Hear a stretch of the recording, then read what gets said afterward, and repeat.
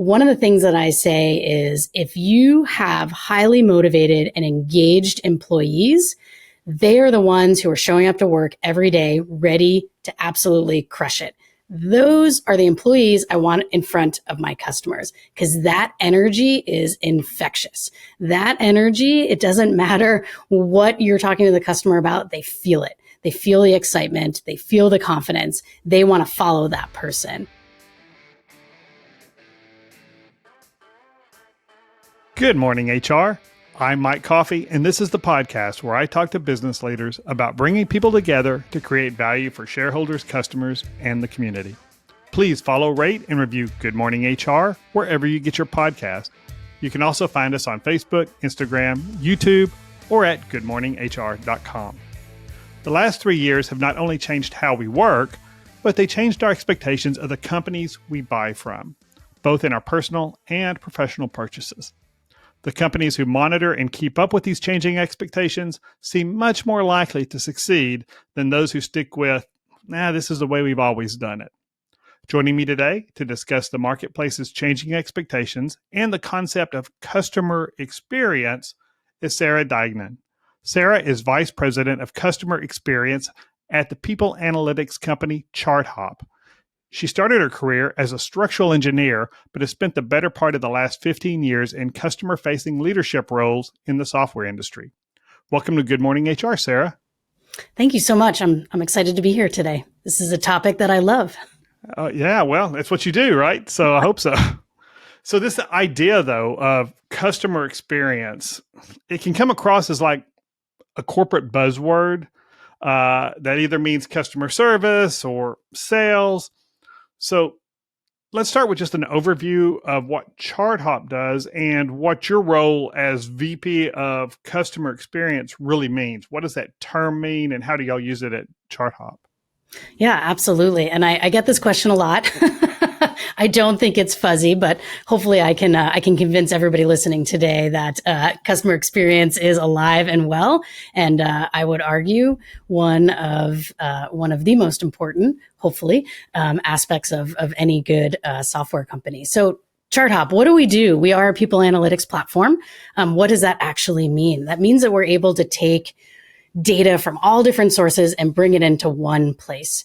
And when you're able to do that, you're able to visualize what is actually happening at your company. When you're able to do that, you're able to see things, drive insights, and more importantly, take action on those insights. I think that's what visualization really does. And it's something that is really important to me. If I can see it, I can do something about it. And that is something that we provide to our customers. And I think the last thing I always like to mention about ChartHop is we're not just for the HR team. We're not just for the executive team. We're not just for the managers. We are truly for every single person at the company can benefit and use ChartHop to make them more successful each and every day at their company. So that's just a little bit about ChartHop. So what do?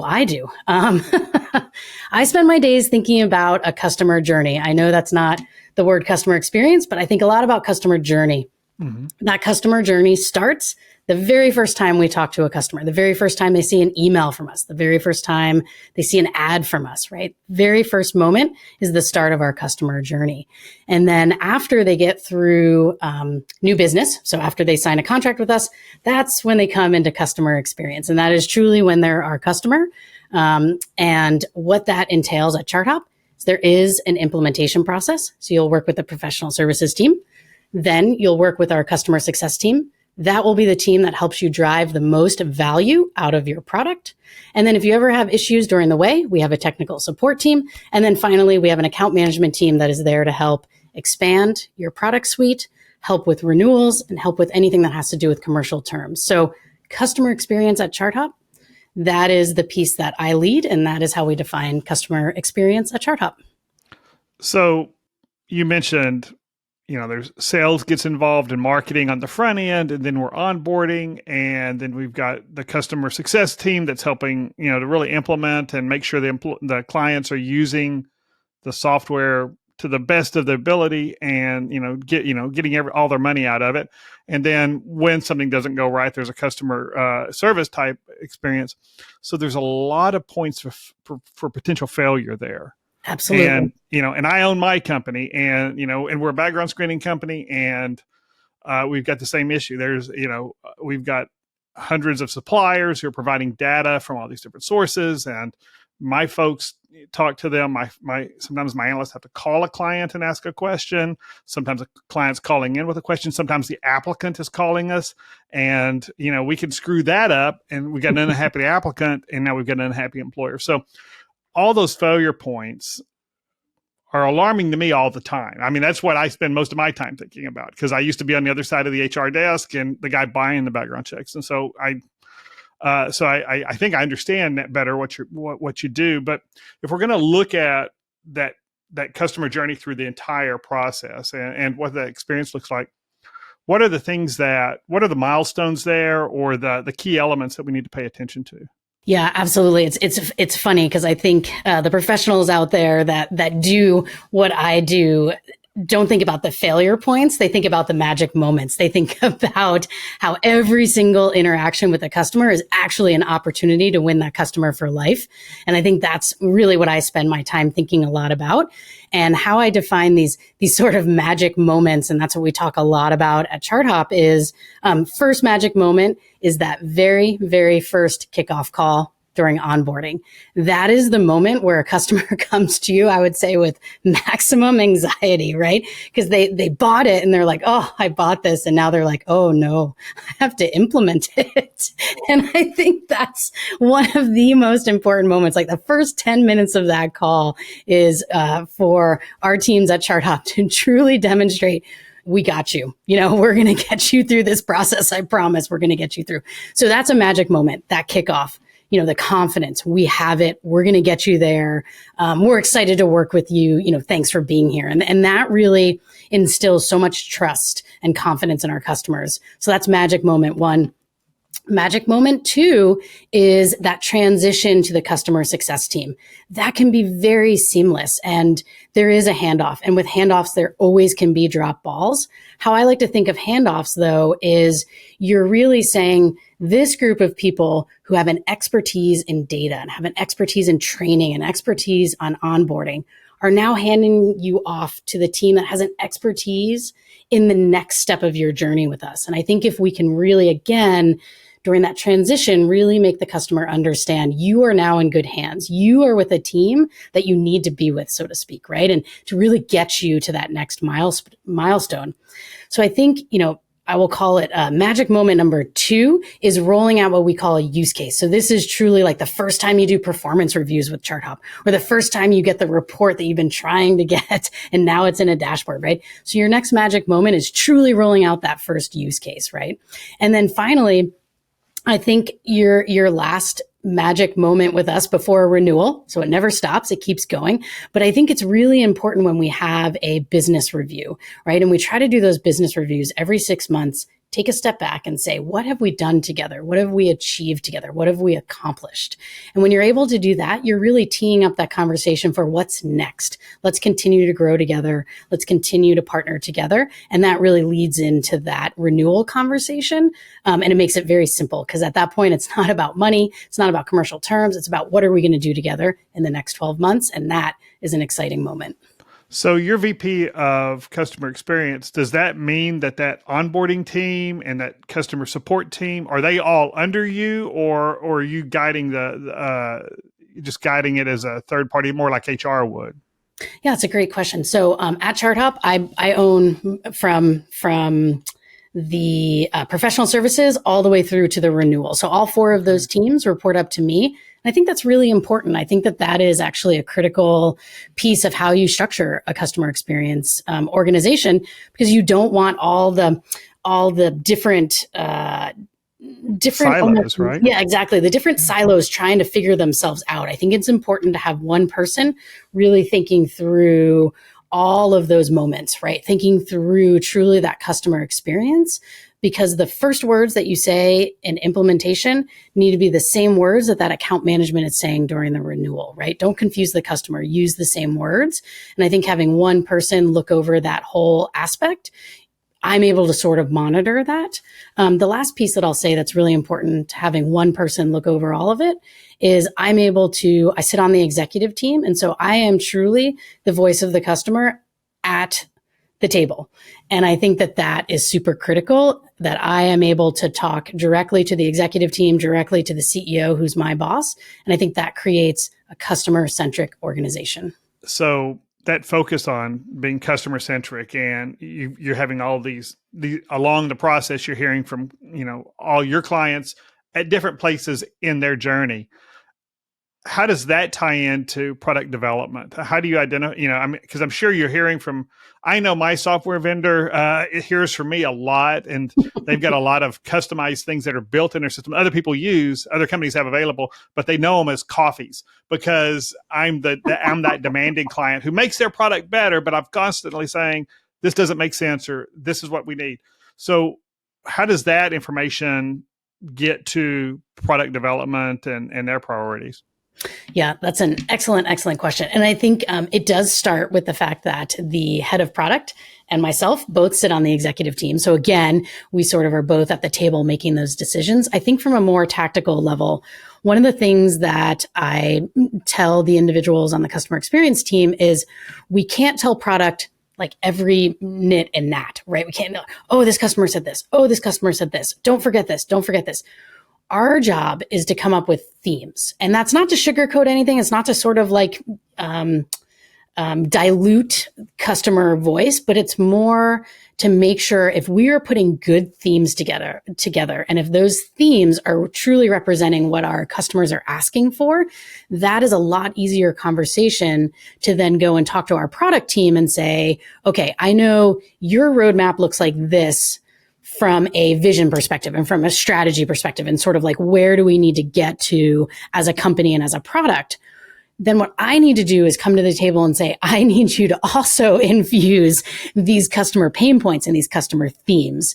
And so that is how we think about our feedback loop. And we do it on a quarterly basis. To be honest, we do it on a weekly basis. Justin, our head of product, and I talk every single week. So in a lot of ways, we do it weekly. The formal roadmap process is quarterly. So that's where we really think about it. But it is so critical, and it's hard. I will tell you, I think every single day I think about how we can do better providing product with the information.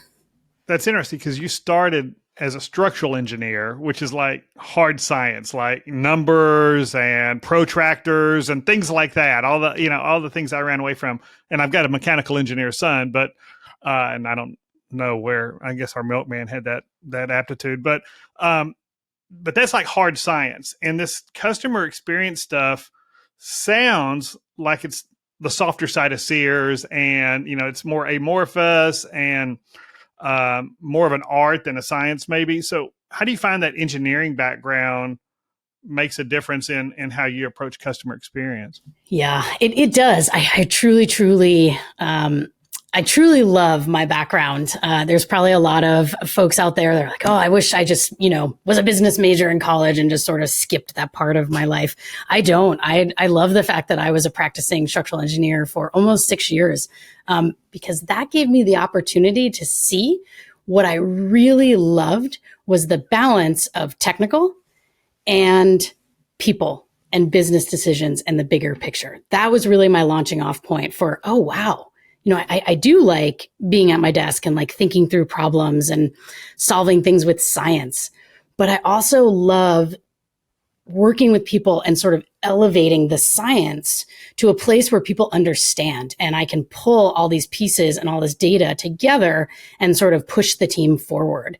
And that is the career that I'm in today in a lot of ways. And I am someone who truly believes when you look at customer health, you said it first, it is an art and a science, but it is truly a balance.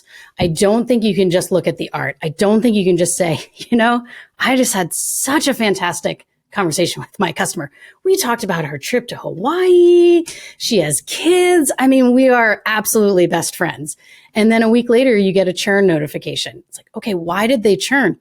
Well, they churned because your champion, who I think does probably like you a lot and does want to share with you about her trip to Hawaii.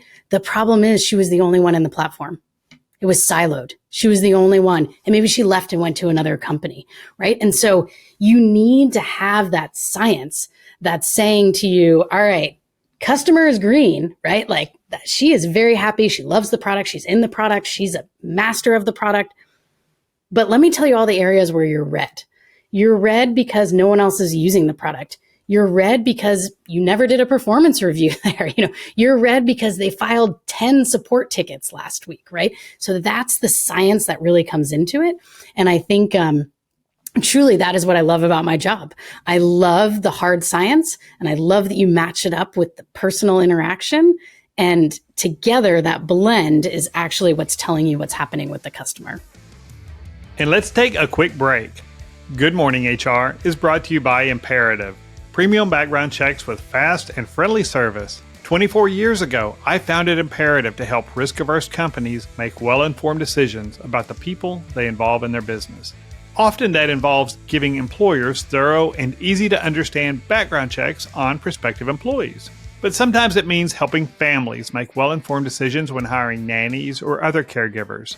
And outside of the employment context, we help services firms with their client acceptance and know your customer requirements. And we help investors research the principles in firms in which they are considering making private equity placements.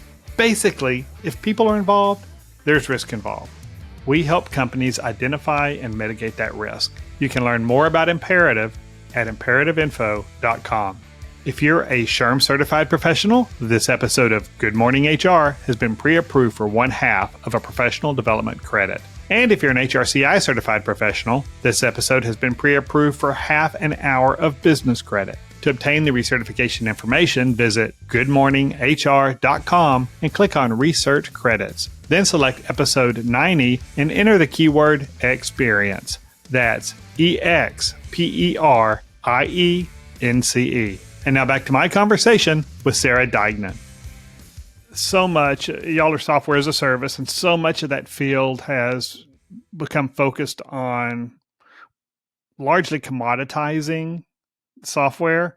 And how do you work in, because I'm, clearly I'm very high touch with the company that we work with, but how do you give somebody that personalized experience, especially when the pressure is to commoditize this? I mean, we want as few people touching this. We want as few interactions as possible. We want those damn chat bots to answer all the questions. How do you balance those two things? As the engineer who actually likes people. Okay, that's the other thing. It's a unique skill set. Yeah. It's honestly, it is. I will say you're hitting on the exact right question. And one of the things that we think about is segmentation. And I think you can segment customers in a couple different ways. One, you can just look at it and say, okay, here are large customers, here are medium-sized customers, here are small customers, right? And so what you're basically doing is segmenting based on, okay, how much are they paying us? I think that's an okay way to do it, and that's an okay way to sort of put it out on the table. But I think how segmentation, and this is going to tie back a couple things that we talked about, how segmentation, I believe, is done more effectively is when you can tie those price points into the product. So what I mean by that is, how do you create a product package, basically something that you're selling? How do you create a package that is more low touch, right? And that is where you start to drive some of your smaller customers. Like, hey, this is more workflow oriented, right? You do A, B, C, and you get D out the end, right? And then as you move up the scale and you have enterprise customers and you have customers paying you significantly more, at that point, you're more configurable, you're more hands-on. And so I think there's a way to think about how often you need to interact with the customer and sort of touch a customer based on the type of packaging that you're selling them, based on the size of the customer, and based on what they're trying to do, right? So those are things that I think a lot about, and that's that product feedback loop, like making sure that I'm on the same page with product about, hey, if we want these smaller customers to have a great experience, but not have so much hand holding, these are the things that need to happen in the product, right? Or this is what needs to happen in the health center. Or we need to make more videos, right? And so really thinking through how to tie both the touch with the product, I think is really important. And then finally, the last thing that I will say is if we're doing a good job training our customers, truly, if we are really training them and they really feel confident I would hope that we're not interacting with them on a daily basis. I would hope that we are setting them up for success, because I think that is a trend that we're all seeing right now. Is not every customer wants to work with a CSM. I truly have customers call me and say, Sarah, I don't want to talk to this person anymore. She or he is great, but I just want to figure it out myself. Like, can I just read an article or watch a video? And I think that that's something that we need to think a lot about as well, is that it's not, augmenting your service model to be cheaper. That's what we're saying, right? Doesn't necessarily mean an AI bot or a chat bot. It doesn't mean those things. It could also just mean a better help center. It could mean more videos. It could mean a lot of different things. And so I think it's thinking about the whole picture and not just necessarily, okay, I need to figure out how to service these, 400 customers with 2 people. I think it's a little bit more nuanced than that. Well, and we kind of specialize on real high touch, risk averse, small to medium sized employers. Often the ones who don't get the customer service that they want and the handholding that they want and need from, the larger players in the industry. And quite honestly, the larger players, my competition doesn't want our clients, and I really don't want theirs because, they're commodity based. But we found that even our smallest clients can be our best referral sources. And 90% of our business comes from referrals, from trusted advisors or current clients. And so, we bend over backwards to treat even the smallest client like we do our largest, and so that they get what they need. And hopefully if we do it right, like you said, our goal is that they'll never have to call us. But if they do, we pick up the phone and do everything we can right away to fix their issue. And so I think that understanding, for our segments, it's really probably more knowing that certain kinds of clients are going to need more handholding and just planning that on the front end. Yeah, absolutely. I think one of the things that I love about our support model is that the very first email that you get from us, so if you submit a support ticket, you get an auto response. This is very typical, like, hey, you're in the queue. This is your ticket number, all of those things. And what we say on the email is something to the effect of, yes, this is an automated response, 100% coming from a computer, but don't worry, a human is going to read this and interact with you very shortly. And I think that's something that people really respect. It's both transparency, like you're right, this is an auto reply, absolutely an auto reply, but someone's going to talk to you. I promise, someone's going to talk to you. And I think that transparency and that level of, hey, we're going to call you back, we're going to hop on a Zoom, is really important, especially for your point to the smaller customers. So I'm guessing just like, my expectations and the whole workforce expectation, that customer expectations have really changed a lot since 2020. So, we never dreamed we'd all be working remote, and that we would be having our business meetings over Zoom and on a daily basis. How have customer expectations changed? What are the big things that you've seen? I mean, you're software as a service, but I know you're a thought leader in that whole area. So what are you seeing from customers? How as end users, what are the expectations now? Yeah, it's a great question. I'll answer it. I'll answer it twofold if that's okay. So the first is on the, the service that we're providing. So the customer experience team. I mentioned it a little bit ago, but I think because people are now working, I hate to say it, it's not so much around the clock, but people are working way more flexible hours that they want on-demand help. And the on-demand help doesn't have to be a 24/7 support person. Again, it's like really robust help center, really robust videos, learning and development.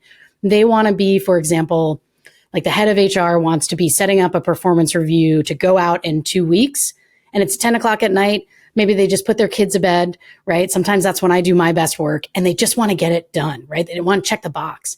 And if they're not able to find the answer to their question, that's the unhappy customer that I talk to in the morning who says to me, Sarah, I just want the help center to help me figure out how to do these basic things. So I think that's where we've seen a different perspective from our customers. Customers that used to be perfectly happy, sort of working 9 to 5 with us, if that makes sense, are now demanding help. And I think help can come in a lot of different ways, sort of at 10 p.m. at night, right? So that's, I think, what customers are asking us for. I think what HR professionals are asking us for as a product is to engage employees. And I think, again, I'm not an HR professional, so I hope I'm not speaking too much out of turn, but engaged employees are happy employees and employees that are going to stay at your company. And so that is really what I'm seeing from HR professionals coming to us at ChartHop and saying, we need to solve a problem and we're looking to you to help solve that problem. And that is we need to engage our employees. We need our employees to understand where they are in the organization, understand the goals of the organization. And employees right now are demanding clear communication and transparency. And those are the things that we can provide. So as much as I am not an HR professional, this is what I'm hearing from our customers. And that's a recurrent theme on this podcast and at every conference I speak at and everything is that that transparency, that constant communication. But one area that I think a lot of employers aren't doing as well, and you talked about it, if we're going to take that CX model and move it over to the employee experience side, is that those kind of omni-channel type resources. And you can get in, right now in many organizations, you can read through a 60-page benefits package, or you can make an appointment with HR, and those are your two choices. Where if you really had videos and bite-sized things to understand, this is my specific question, why'd I have to read 60 pages? And I think that's one area that a lot of HR folks could invest some time up front to create well and save them a lot of time down the road. But let's go back to the customer service side or the customer experience side. How do you measure that? Is there a magic number out there, my engagement and my employee engagement score, or is it unique to each organization? How do you if I'm going to improve it, I need to measure it, know what my baselines are and track it. So what does that look like? Yeah, I totally agree. And it's the math in me. It's the structural engineer in me is that if you can't put an actual number on it, it's very hard to track.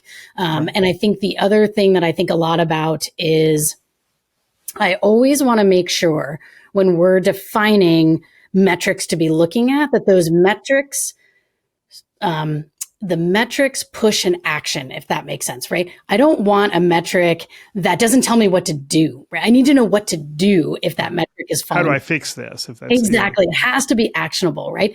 And so what we look at is a health score. That's what we look at for our customers. And the things that are important to us, and this is company specific. Every company is a little bit different. Every product is a little bit different. But typically what any company that I would join, there's the art. How is that customer feeling, right? So that's one piece of it, one component of it. Usually do a red, yellow, green, sort of assign, just a traffic light, really easy. And then at ChartHop, what we think about are usage. How many people are in the platform?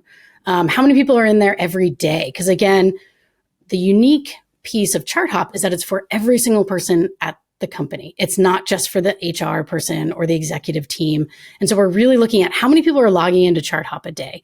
So that's one metric that we look at for our customers.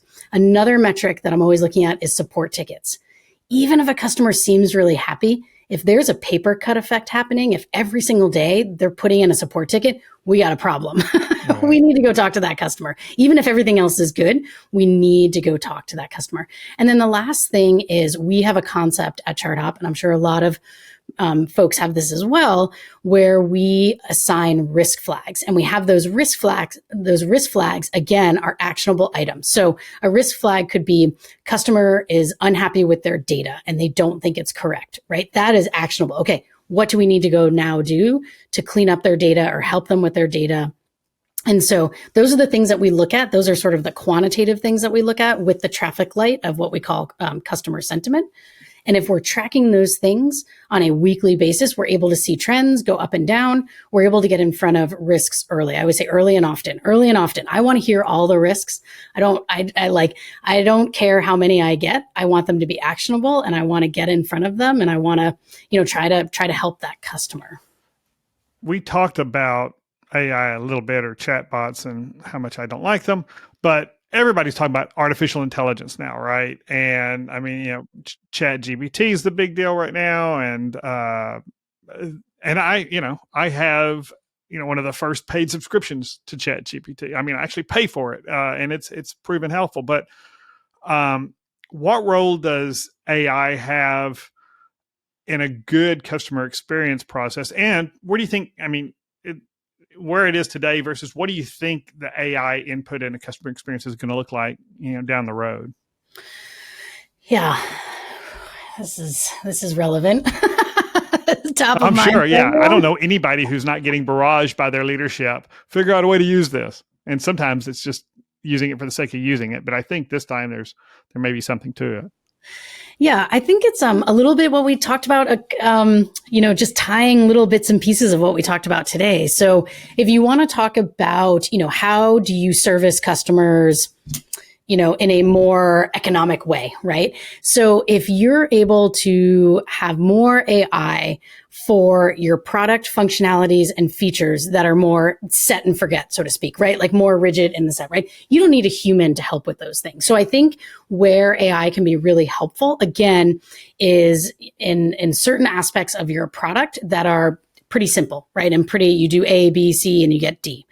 I think the other place where AI is super helpful is that customer at 10 p.m. at night that just sort of wants some help and wants to try to figure out how to do something on their own. I do think it's helpful in that case, right? Because like everybody's asleep, right? They don't have anybody to talk to. So maybe they'll talk to the bot and maybe the bot will tell you the answer. But truly, right? If you're working at 10 o'clock at night and you need an answer, you're going to try the chatbot. You're going to try any sort of AI and hopefully that will help. So I think there's ways of weaving it in when it comes to just answering basic questions for our customers. And I think you can provide that in a way where they don't feel like it's a decline in customer service because it's an increase in speed, if that makes sense. Like, oh, I got my answer like this, right? And so I think that's really important. I think the other way that AI bot can be really interesting, and this is something that I'm actually very, very excited about and something I think a lot about is themes. We talked about themes, but I want to know every single support ticket that we get. And I guess this is a little bit support heavy, but every single support ticket I get, I want to know the themes. What are the themes? And I feel like that's where AI can really help internally.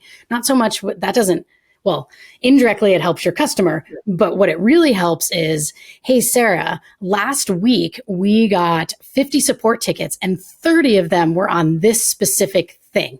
Okay, I need to go figure out what we need to do about that thing so that I don't get 30 support tickets next week. And so I think that is actually, for me, super interesting to figure out how to unleash that more when it comes to themes.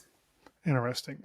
Well, we're running low on time, but this is the podcast where I talk to business leaders about bringing people together to create value for shareholders and customers and the community. So I don't want to not ask, with all your customer experience background, if there's a main takeaway that people leaders, whether they're HR or executives who are leading people or just frontline folks, should take away from the customer experience conversation around people leadership, the whole process of selecting, onboarding, motivating, incentivizing employees. What would you say that is? What would you like a people leader to walk away from that they could apply as a first step? One of the things that I think a lot about are my employees, right? When you're in a customer experience role, typically you have a large team. Right? It's a lot of, at that point, humans that need to interact with your customers. And so I have always, I feel like, thought about customer experience and employee experience as interchangeable. And one of the things that I say is if you have highly motivated and engaged employees, they are the ones who are showing up to work every day, ready to absolutely crush it.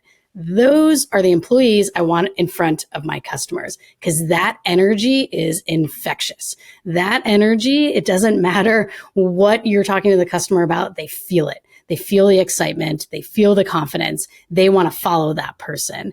And I think that's really my that's really my advice to people leaders out there is stealing and borrowing from all of the work that's been done in the customer experience world. Think about all the CS tools that we have today. We didn't have them 15 years ago, right? There's been so much investment in what I call the magic moments and thinking through all these magic moments for your customer. You can use every single piece of that for how to engage and motivate and make your customers and make your employees be your customers internally, right? If you can think about those magic moments, right? I talked about your kickoff call being your first magic moment. That's your first day at work. How do you get those new employees just pumped to be there, excited to be there, right? That's that moment. And I think if people leaders out there can just do a little bit of, looking at the customer journey and the customer experience, I think they'll see a lot of overlap, right? You have your onboarding, you have your adoption, which is really professional development. And the biggest thing we call it a health score. That to me is your retention score for your employees, right? Is that person at risk of leaving? And if they are, what are you going to do to keep them? And how are you going to identify that risk early and often? So there's a lot of overlap, which is exciting for me because it's something that I think a lot about because I happen to have a team that's usually pretty big.